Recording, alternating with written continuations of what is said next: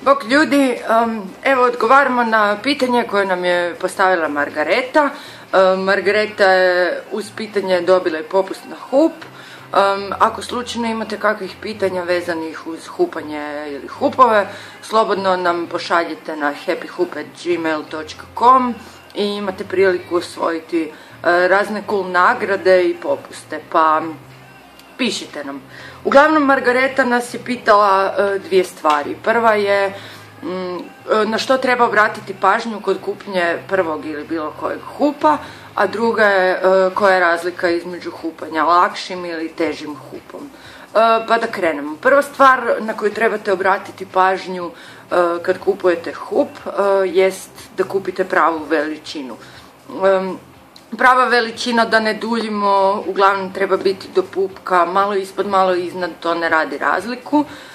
Naravno, to ne mora uvijek biti pravilo, bilo bi idealno da hup možete probati prije nego što ga kupite, nekom odgovaraju veći, nekom manji, no ako želite da vam taj hup traje i nakon tog nekog početnog stupnja, kad naučite već neke stvari, da vam ne bude dosadan zato što je prevelik, ovo je stvarno idealna mjera. Ako kupujete od nekog ko se već bavi duže vremena prodajom hupa, on će znati po vašoj visini zapravo koja vam treba veličina, tako da se probajte sa povjerenjem zapravo prepustiti ljudima od kojih kupujete hup. Druga vrlo bitna stvar, evo ovdje imamo dva manekena, druga vrlo bitna stvar su trake. Ove trake nisu samo dekorativne, one imaju i ulogu da čuvaju hup, jednako kao i da vama olakšaju hupanje. O čemu se radi? To su trake koje su malo hrpavije i one vam zapravo sprječavaju kliženje hupa po tijelu. Dakle, kad učite nekakve nove hup pokrete, bitno vam olakšavaju samo učenje i hupanje. Dakle, nećete se morati brinuti da li će vam hup skliznuti ili neće, što je u početku vrlo često.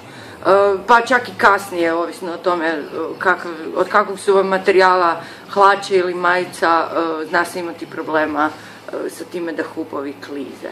Dakle, to vam je prva stvar. Druga stvar koju te gafer trake rade je da štite ove ostale trake, znači metalik, šljokićave ili ove druge sjajne trake. Da nema ove gafera, odnosno te hrapave trake, koja je i deblja, koja je ovako preko malo reljefasta uglavnom. Ako bi vam hup pao na neku malo grublju površinu, ove trake koje su dosta osjetljive i dosta skupe bi vam vrlo brzo bile oštećene. Ovako se nekako to vrijeme ljepote hupa produžava. Naravno, pazite kada kupujete hup u početku, pogotovo dok on još jako često i puno pada, pazite na kakvim površinama hupate. To je što se tiče traka. Ukoliko želite ili kupujete hup koji je isključivo metalik, dosta vam je bitno da provjerite da li je takav hup zaštićen jednom ovakvom prozirnom trakom. Ne radi se o selotejpu, makar izgleda kao selotejp. To su baš trake koje su isto tako dosta otporne na habanje, dakle dosta su otporne na te neke grube površine. Imaju UV zaštitu, dakle ne požute nakon nekog vremena, nego ako imate srebrni hup, on će uvijek ostati srebrni i neće dobiti onaj neki žučkasti ocijaj.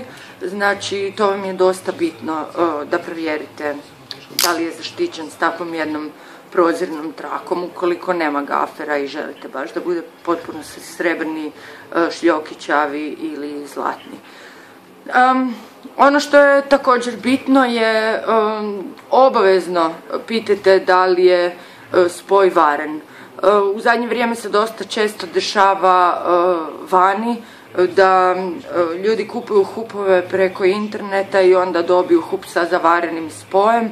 To se može osjetiti pod prstima, jer kod normalnog spoja ćete osjetiti u dubinu, baš kao malu crticu ćete jednu vidjeti kod samog spoja. a na tim varenim hupovima imate kao jedan prsten koji je malo iznad razine hupa.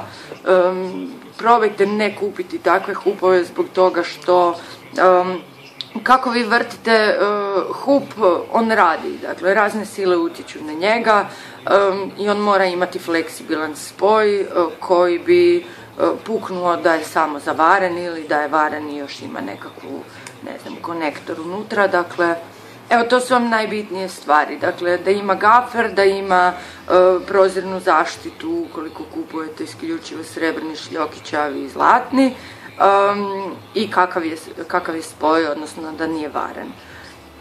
Što se tiče težine hupa, lakši hupovi su puno brži, puno ih je teže vrtiti, pogotovo u početku, i ja bih rekla, po nekakvo je moje mišljenje, da nisu baš idealni za početnike zbog toga što zahtijevaju zapravo već neko znanje o tome kako se hup ponaša da bi mogli sa njime se saživjeti i raditi. Također, ako ste ikada imali priliku probati jedan mali dječji hup ili jedan malo veći koji je jako, jako lagan, vrlo vjerojatno niste uspjeli zavrtiti na struku. Takvi su hupovi puno brži, puno je teže učiti hup pokrete sa njim. Tu podrazumijevam hupove ispod 500 grama, recimo, pa čak i 500 grama su već dosta lagani hupovi. Ljudi me također često pitaju da li znam gdje se prodaju ili da li mi možda radimo hupove koji su teški 1,5 do 2 kile. Ne znam, niti ih radimo, iskreno ne bih nikada niti željela raditi. Takvi hupovi mogu biti dosta opasni, pogotovo ako radite sami. Kod kuće možete ozlijediti kralježnicu, tako da ih nikako ne bi preporučila.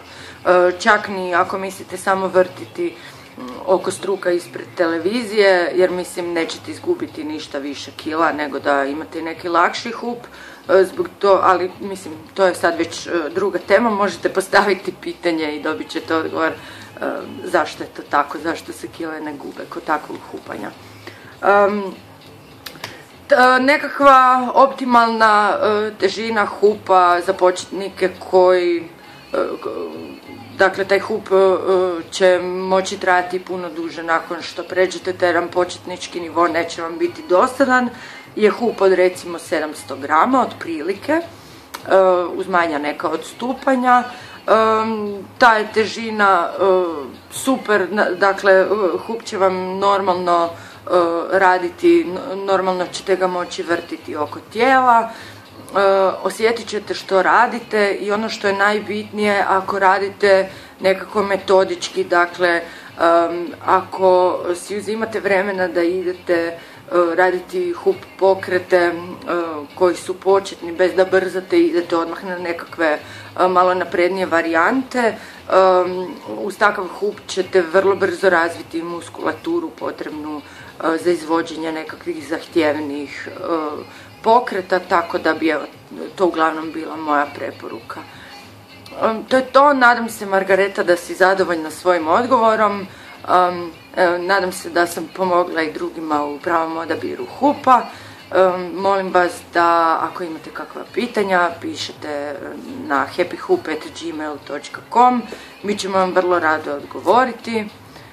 To je to, budite happy, uživajte, hupajte, papajte, pijte, igrajte.